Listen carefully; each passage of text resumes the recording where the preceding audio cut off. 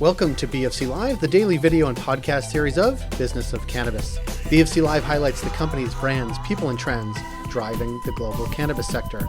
Find out all that we do at businessofcannabis.com. Coming up, a conversation with Jordan Scarrett. He is the Vice President of Finance and Strategy at Pantry. They are bringing their US-based edibles formulations to Canada. We wanted to connect with him about how that process has been and what we can expect to see on shelves.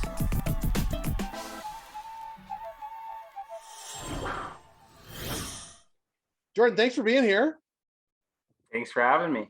I'm glad to have you, not only because I am a lover of edible cannabis products, but I'm interested in the Pantry story. Give us a little bit about Pantry, where it started, where it is now, and then we'll get to where we're coming.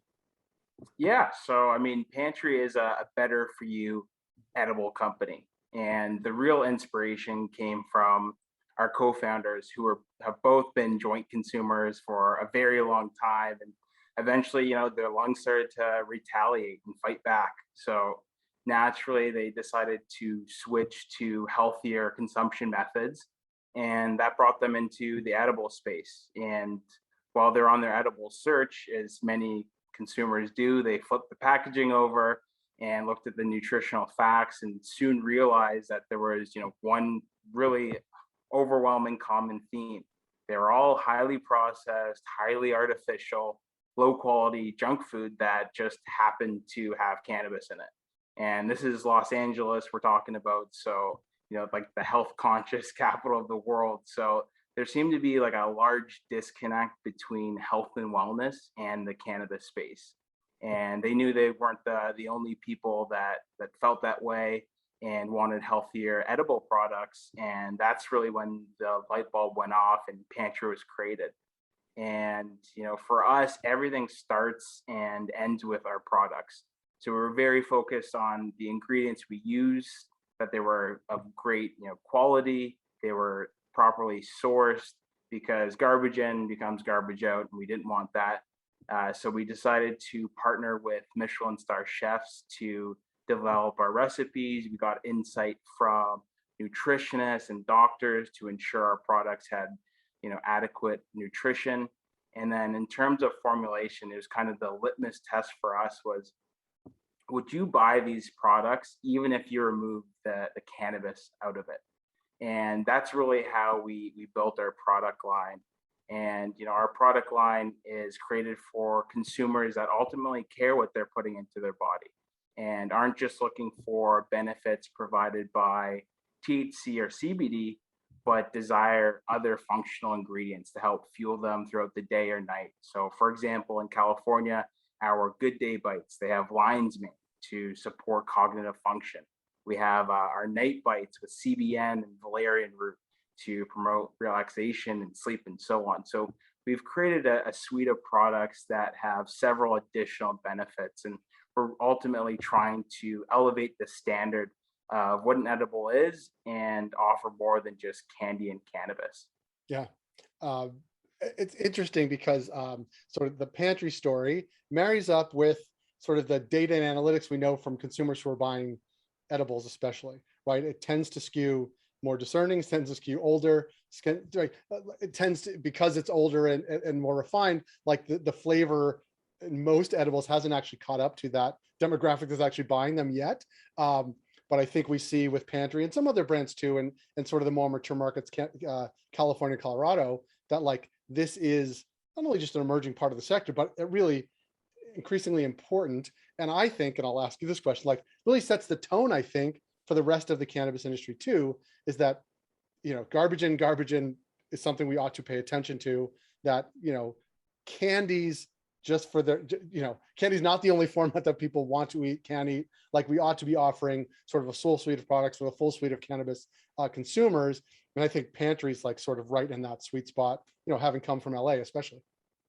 Yeah, I think you really hit the nail on the head there. And it's, we're kind of going after that know better, do better clientele, where people, if you give them candy with cannabis, okay, yeah, they're fine with it. That's completely adequate. But then when you start introducing other products of, with lion's mane and other functional ingredients, it makes people think of like, oh yeah, you know what? I don't have to go down and just get a candy product, a highly artificial product. I can get something that, whether or not it had cannabis in it, will have really functional benefits. And then you layer that with the THC and CBD, and it really is kind of this powerhouse product. Yeah, talk about moving, not moving product, that's not what I mean, but taking the brand to other places, like started in California, now to Colorado, my understanding is to Canada at some point too. Talk a little bit about that, because it is a category that, because it's based on formulations, based on recipe, based on, sort of all the inputs you talked about, it's obviously easier to cross borders because it's a formulation rather than a flower product necessarily. Talk a little bit about that and what it's like to move to new jurisdictions and introduce the brand. Yeah, I mean, I'll focus on Canada for this one. And for us, Canada was a really large addressable market. So from a strategy standpoint, it made a lot of sense. And, ever since federal legalization, Canada has been on our radar. And, the first thing for us was to find a licensing partner that could, match our standard of quality, could scale up if needed, and we're ultimately looking to grow with us and be collaborative partners, because it really is all about the people at the end of the day. And we were really fortunate to find a partner out of Denali, out of Alberta, who checked all of those boxes, and they happened to be the largest gummy manufacturer in the country and had a really unbelievable team around them, from management to the kitchen team, and really worked hand in glove with us to make it all possible. And we were really thankful for that. And then in terms of the process, sticking on Canada, it's kind of like that meme, expectations versus reality, where they're two completely different things. Canada's intense regulations make it a really tedious and long process. And then when you get really close, like we were so excited, okay, we're ready to sell, then Ontario pushes back their purchasing dates a couple of times. So, we found definitely things in the cannabis space take a bit longer than expected. But on a positive note, we've been really fortunate enough to have great Canadian partners that have helped guide us. And it's been a long time coming, but we strongly believe it's well worth the wait.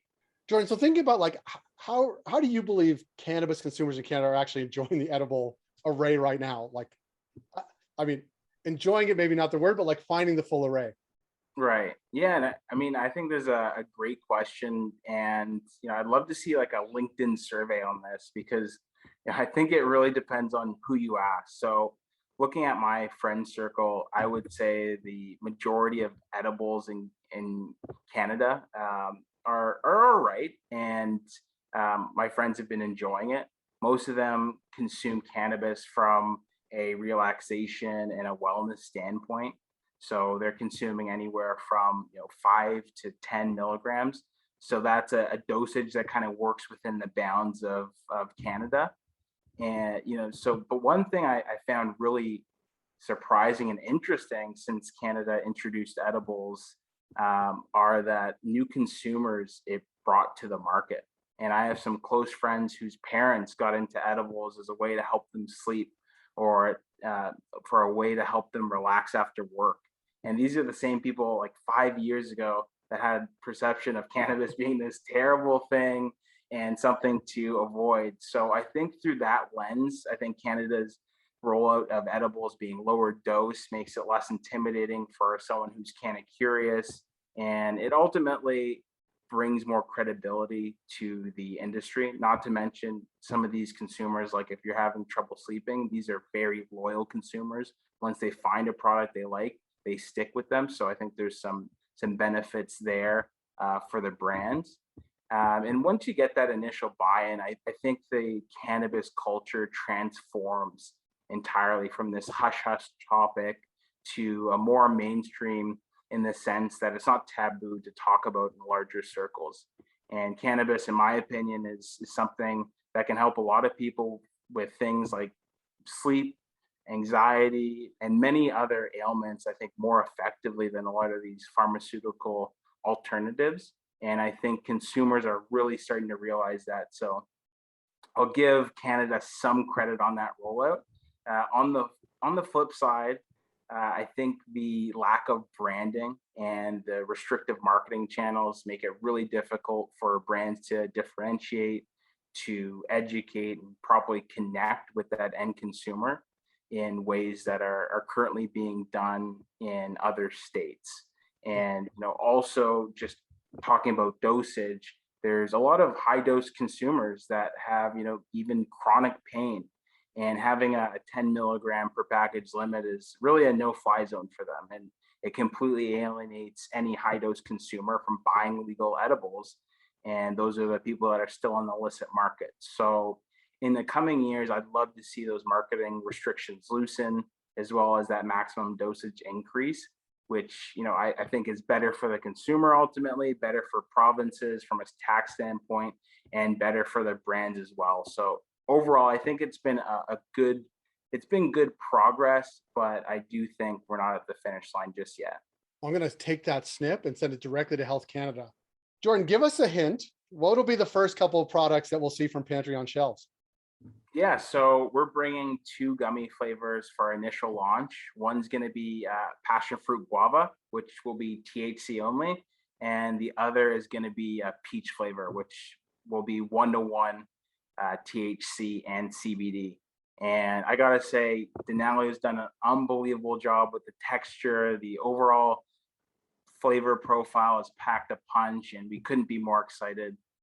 Both products, they're vegan, they're made with real fruit. We use pectin instead of gelatin, and they both come with 5 pieces in a pack. So it gives the consumer, the ability to kind of scale their dosage from that microdose to a low dose and to higher doses, because nothing worse than having one great tasting edible and then not having that be not being able to enjoy anymore. So we kept that in mind. And in terms of launch, we're launching in Ontario in 2 weeks, in Alberta in 3 weeks, and then we're looking at British Columbia and some other provinces in the months to come. And especially for me, being the Canadian on the team, I'm super pumped to share the product with friends and family for the first time. And it's just the beginning for us. And I know that the next steps for us are looking for lower sugar alternative products, nanotech, possibly some infused olive oil, maybe some infused maple syrup. So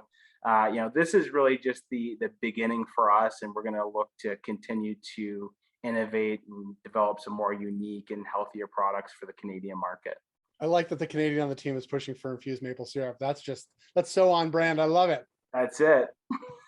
Well, Jordan, thanks so much for your time. We look forward to seeing the Pantry in our shelves in 2 weeks, and for our friends in Alberta in 3 weeks. Thanks for your time. We'll connect with you down the road. All right. Thanks so much, Jay. That was Jordan Skerritt of Pantry. Look for their products on shelves in Ontario and Alberta soon. If you like this program, please rate and review us wherever you heard the show. It helps support the work we do. We're able to do what we do because of our ongoing partners, including Alterna Savings, Cannabis at Work, Cannabis Benchmarks, CanDelta, Gallagher, Headset, and Torque & Mains. Find out all that we do at businessofcannabis.com.